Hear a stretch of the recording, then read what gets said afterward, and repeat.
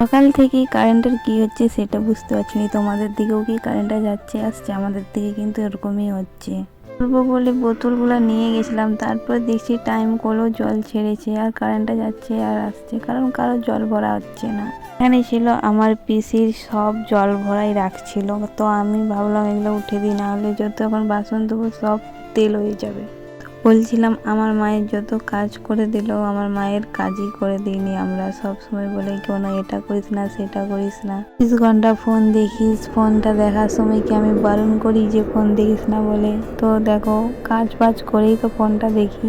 কাজ করে দিলেও কথা শুনতে হয়, না করলেও কথা শুনতে হয়। যখন তখন মনে হয় কাজই করবো নি, শুধু চুপ করে গালি শুনতে থাকবো।